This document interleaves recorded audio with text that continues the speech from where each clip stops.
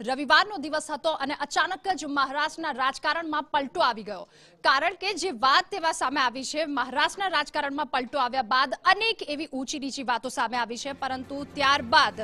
વધુ માહિતી સામે આવી રહી છે એનસીપીના બળવાખોર ધારાસભ્યો સામે કાર્યવાહી કરવાની માંગ કરવામાં આવી હતી કાર્યવાહી તેમના વિરુદ્ધ કરવામાં આવી એનસીપીના વડા શરદ પવારની પક્ષ વિરોધી સામે કાર્યવાહી કરવાની તેમના દ્વારા માંગ કરવામાં આવી હતી અજીત પવાર સહિત 9 જેટલા एमएलए ने पार्टी मांथी बरतरफ करवा माटेनी मांग करवामां आवी हती तो एनसीपी में फूट बाद शरद पवारनुं शक्ति प्रदर्शन पण सामे आव्युं हतुं धारासभ्योने पक्षना चिन्होनो उपयोग न करवा माटे जणाव्युं एनसीपीए कायदेसरनी कार्यवाही करवानी चीमकी उच्चारी छे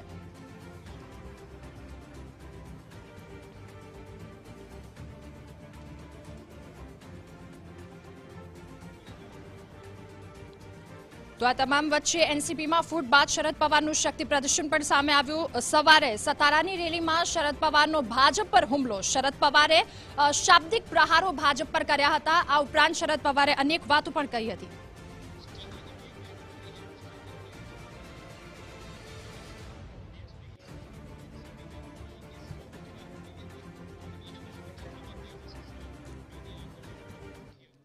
तो एनसीपी में बळवो करवामां आव्यो अने बळवा बाद शरद पवारनुं निवेदन सामे आव्युं छे शरद पवार द्वारा अनेक शाब्दिक प्रहारो करवामां आव्या शरद पवारे जणाव्युं के 3 महीनामां आखुं चित्र हवे पलटी दईशुं एनसीपी में शरद पवारे कह्युं के 3 महीनामां आखुं चित्र पलटाई जशे अनेक व्यक्ति सामे कायदेसरनी कार्यवाही पण करवामां आवशे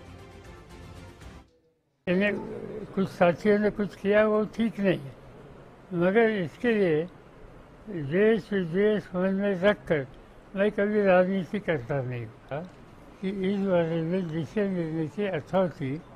हमारी स्टेट पार्टी चीफ है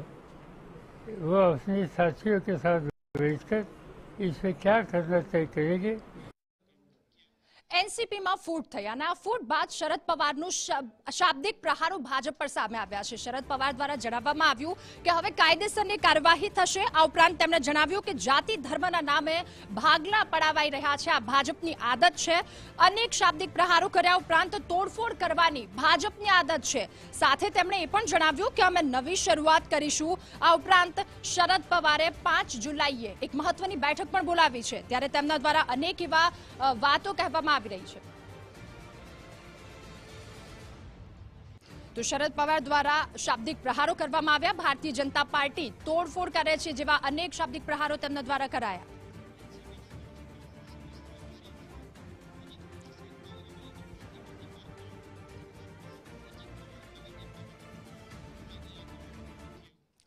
तो जाहेरात करवामां आवी अने आ जाहेरात बाद 9 जेटला धारासभ्योने पार्टीमांथी बरतरफ करवामां आव्या छे अनेक वातो सामे आवी रही छे त्यारे आ तरफ बळवाने लईने धारासभ्यो सामे कार्यवाही करवामां आवी छे अजीत पवार सहित 9 एमएलए ने पार्टीमांथी बरतरफ कराया छे धारासभ्योने पक्षना चिन्होनो उपयोग न करवा माटे पण सूचना आपवामां आवी छे एनसीपीए कायदेसरनी कार्यवाही करवानी चीमकी उच्चारी अने अमारी नवी शरूआत छे तेवुं प्रफुल्ल पटेले जणाव्युं हतुं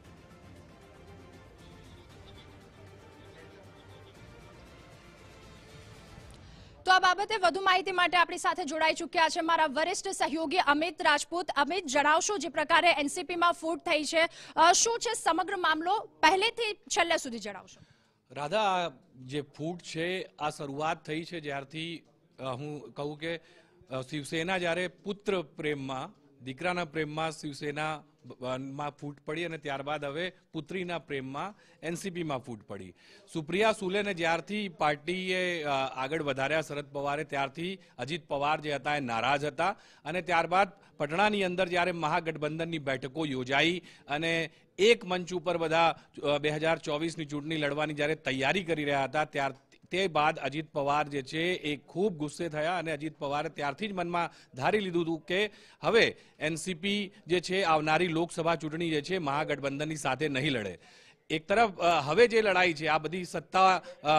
अजीत पवार डेप्यूटी सीएम बनी गया तेमना समर्थको छे हवे एक बीजा उपर आरोप प्रत्यारोप चाली रह्युं छे पण हवे जे मुख्य लड़ाई है ए एनसीपी पर कब्जो मेळववानी लड़ाई है તે શરૂ થઈ ગઈ છે. અને એક તરફ શરદ પવાર દાવો કરે છે કે તેમની પાસે 44 ધારાસભ્યો છે અને અજીત પવાર કહી રહ્યા છે કે 36 ધારાસભ્યો તેમની સાથે છે. પણ આ રસપ્રદ રહેશે હવે આવનારો સમય. પણ એક વાત સ્પષ્ટ છે કે શરદ પવાર જે છે અત્યારે બેકફૂટ પર છે અને અજીત પવાર ફ્રન્ટફૂટ પર છે. પ્રફુલ્લ પટેલ જેવા કદ્દાવર નેતા જે છે એ અજીત પવારની સાથે છે. એટલે હવે એનસીપી અજીત પવાર અને એનસીપી શરદ પવાર એવા બે ગુટ, જેવી રીતે શિવસેનામાં આપણે જોયું એવું ગુટ બની ગયું છે. આવનારા દિવસોની અંદર લોકસભાની ચૂંટણીઓ પણ યોજાવાની છે. એટલે અજીત પવાર જે છે એ પોતાને મજબૂત કરવા માંગે છે અને એનડીએ સાથે જોડાઈ ગયા છે. અને હવે મહારાષ્ટ્રની અંદર જે બીજેપી, શિવસેના અને એનસીપી અજીત પવાર ગુટની અત્યારે જે પાર્ટી છે એ સત્તામાં છે. જોવાનું છે આવનારા દિવસોમાં શું થાય છે. પણ એક વાત સ્પષ્ટ છે કે શરદ પવાર જે છે અત્યારે બેકફૂટ પર આવી ગયા છે અને અજીત પવારે